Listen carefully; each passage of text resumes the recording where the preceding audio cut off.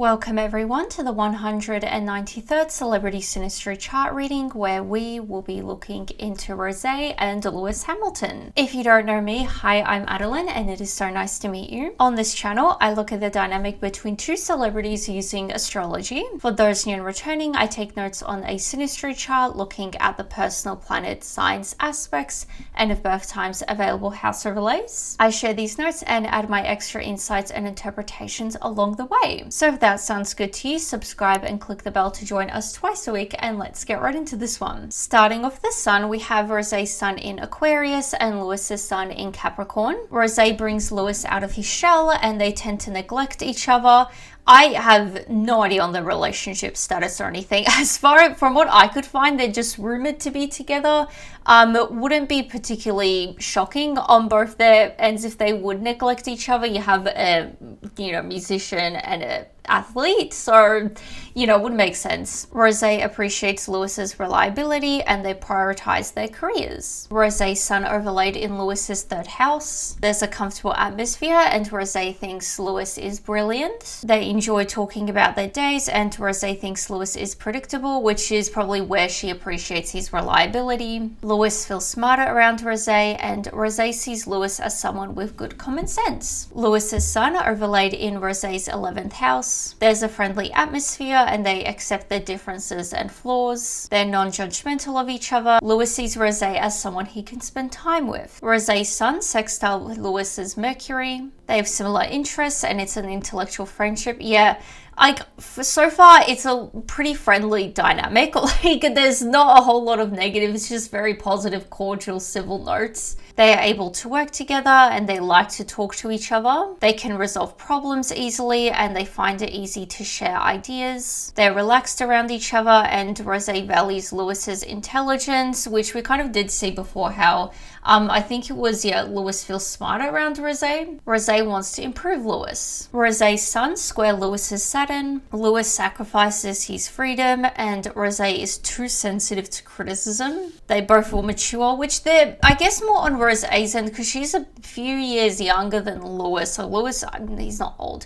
He's older than Rosé though, so I assume this is more on Rosé's end. They both attempt to support each other and Rosé may outgrow Lewis. Yeah, that's not shocking. Lewis tends to be too critical of Rosé and Rosé feels blocked and discouraged by Lewis. Rosé sees Lewis as all the traditions she wants to overcome. I guess it would be an age thing, I guess. I'm not sure what other traditions there could be because different cultures and everything, you have different careers. They're very out of left field of each other, if that makes sense. So outside, I think age-wise, maybe generational-wise, I'm not sure what other traditions there is she would particularly want to overcome. They both need to really want this relationship to work. Now for the intermission. This video is brought to you by me, my Etsy store, Adeline the Astrologer. If you ever watch this and think, hey, I would like her to read my Synastry chart, well, I will. I do personalized Synastry readings on my Etsy store, both basic and detailed. The basic one is very simple to understand. It's not overwhelming at all. It's pretty good for those that are beginners to astrology, just getting the head around astrology, or just as a fun gift idea. The detailed one is just like what I do on my channel, just a lot of insight and interpretation on your chart. So if you are interested in that and everything else, astrology and tarot related, readings and gifts, then definitely check out my Etsy store. Links are below. I'm always releasing new things there, so it would be greatly appreciated if you go have a look. You can even just favorite the store just to show your support for free. Thanks for listening and let's get back to the reading.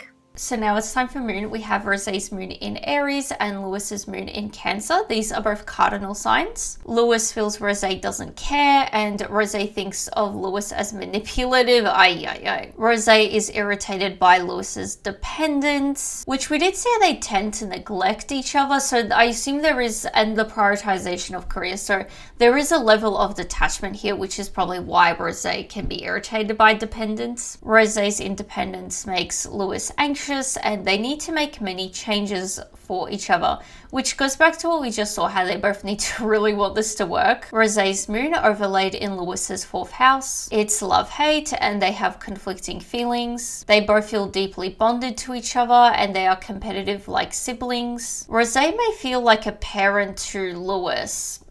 Interesting. It's just, it's hard to make connections in these like types of readings where they're very different from each other. Normally, like we do both artists, both singers, it's like, okay, I can, see the similarities and things like that. But here, I don't know what context that would be. Maybe in like, I guess, a business sense. It's just an odd couple to put together for a business though. They both feel the need to spend time apart, so that, yes, separation thing again. Lewis's moon overlaid in Rosé's 5th house. Lewis sees Rosé as perfect and Lewis drops his emotional guard around Rosé. So he seems to, let loose around her because like this idea that he's potentially dependent on her. Lewis feels an emotional connection with Rosé and Rosé is flattered by Lewis. Rosé appreciates their emotional relationship and they both enjoy spending time together and have lots of fun together, which we did see, like there is a positive element to this. I guess there is a bit of confusion on my end, maybe that's blocking things. Rosé's moon is square Lewis's Neptune. They misunderstand each other's signals. Maybe that's what it is, because like this whole thing how Rosé views Lewis as being manipulative and Rosé feels a bit blocked and like limited by Lewis. Potentially it is just a misunderstanding. There's a possibility of neglecting each other and it's a confusing relationship.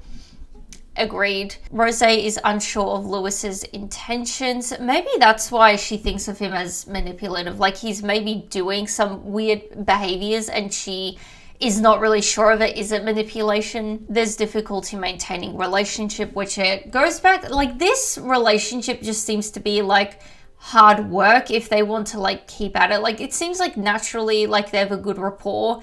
It just seems like they're not necessarily meant to be around each other a lot, if that makes sense. Rosé is sensitive to Lewis's moods. So now it's time for Mercury. We have Rosé's Mercury in Aquarius and Lewis's Mercury in Sagittarius. They have common ground. I mean, I guess in terms of like fame and everything and being very successful, they share positive and outgoing communication, and Rosé doesn't understand how Lewis takes things personally. She seems to view him as a bit like sensitive and everything, doesn't she? Rosé's interest in gossiping ties Lewis. Rosé's Mercury overlaid in Lewis's 3rd house. Rosé is more chatty around Lewis and Lewis will enjoy conversations with Rosé. Rosé enjoys long conversations with Lewis. Lewis's Mercury overlaid in Rosé's 10th house. It's hard to talk about things outside of goals and career. I'm not shocked. Like, it seems like they're very acquaintancy, like if they see each other at events, which is possible because they're both quite like at the top of their game. Like they're both, I would say, in that category of people that are quite relevant now. So I'm sure they would bump into each other at your whatever festivals and like red carpet events, I should probably say. So I'm sure they are able to be civil with each other. It seems like anything outside of like acquaintance or friend is a lot of hard work. They're a public couple, yeah, in a way, and Rosé may be fascinated by Lewis, and Rosé tends to idolize Lewis. Potentially, is she a fan of his? Because she's a bit older than her, so I imagine, and obviously as an athlete, you're in the game quite young. So I imagine, she's very well in that sort of, position to be a fan of his and everything. It's possibly a one-sided relationship. Like, in a weird way, it's both one-sided because it seems like Lewis seems to be more open to like having a more personal, emotional connection with Rosé. Whereas Rosé, I guess, one-sided in terms of she's an actual fan of his. They may like to work together. Rosé's Mercury square Lewis's Pluto. They frequent intellectual arguments and they both may hold onto issues for too long. Rosé feels controlled by Lewis, yeah, not surprisingly. So like we've been seeing a lot of she feels quite blocked by him and everything. She finds him too dependent. Rosé is overwhelmed by this dynamic and Lewis tries to control Rosé's thoughts. Rosé wants to understand Lewis deeply and Lewis wants to know Rosé's secrets.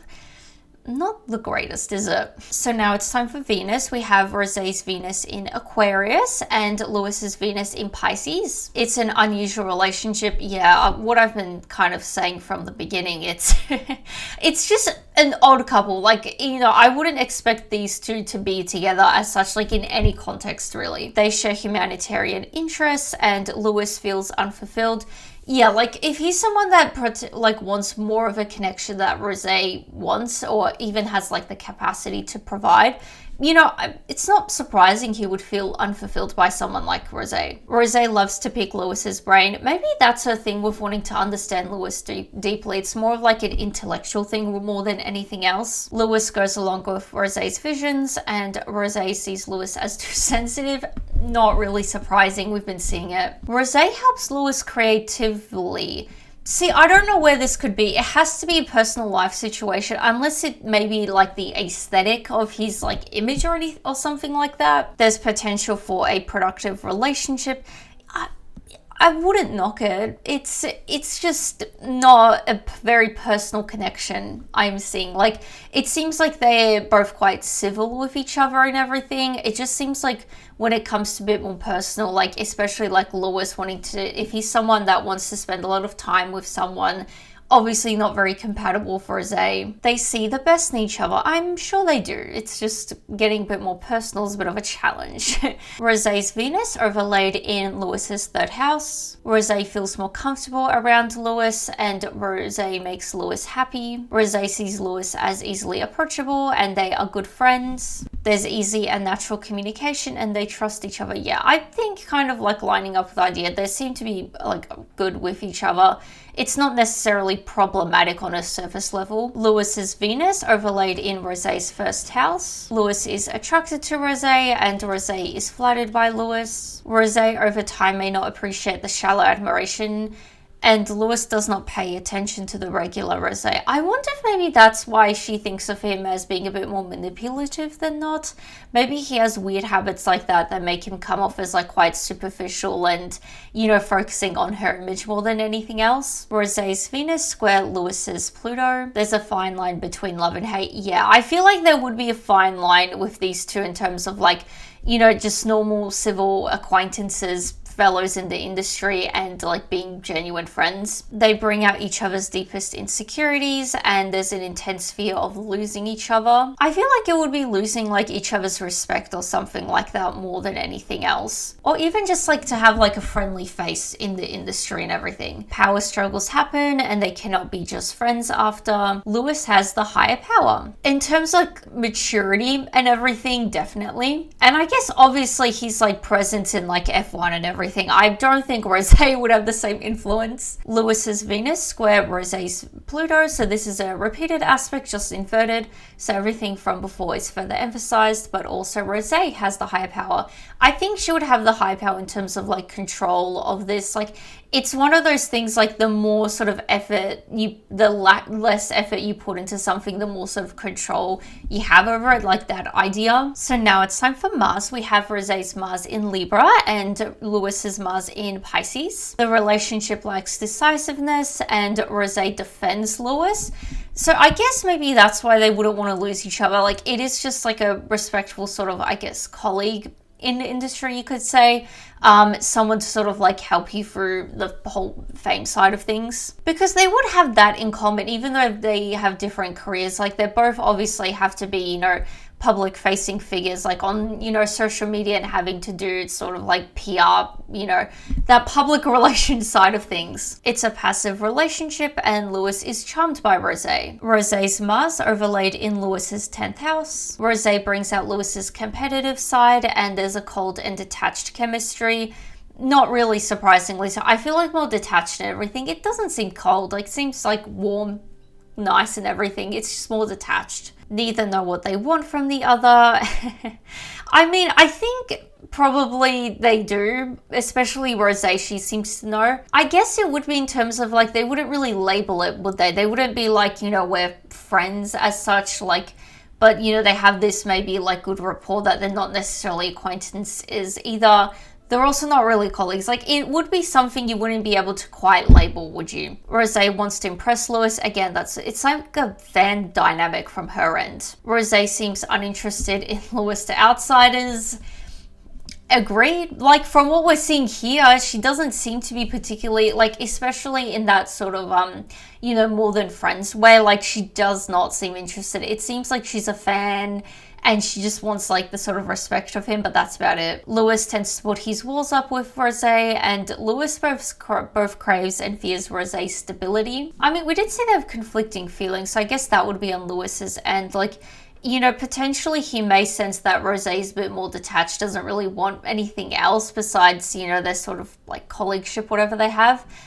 So that is where he sort of, you know, defends himself, puts his walls up, doesn't necessarily feed into it. The relationship seems intense to outsiders. I guess that, you know, why they would be shipped potentially. Lewis's Mars overlaid in Rosé's first house. Lewis inspires Rosé to be more brave. I think it's a nice thing. Like, we just saw how Rosé brings out Lewis's competitive side, and now we're seeing Rosé's more brave.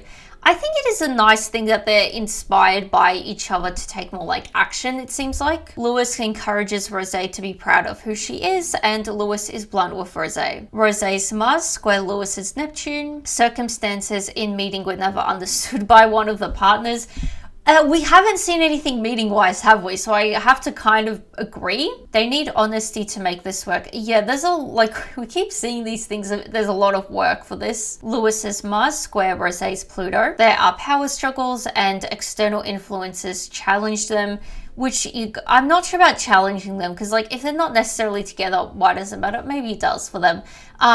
Obviously it could, but we did see how, like, the relationship seems intense to outsiders. So there is obviously, I mean, you know, this was requested. This is obviously shipped enough that there is outside opinion on this and influence on this relationship. Lewis's blunt nature triggers Rosé's inner issues. We did see he is blunt with her. They dig into each other's psyche and they need to deal with their own issues instead of fighting each other.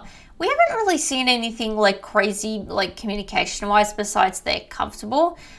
It could be an internal thing though, especially if they're not really spending a lot of time together. There is a brutal transformation. So that was the final aspect, bringing us to the end of the reading. If you are still watching, please share your thoughts below. I would be very curious to see what you guys have to say about this one, particularly if you do ship these two. I know it was a shorter one.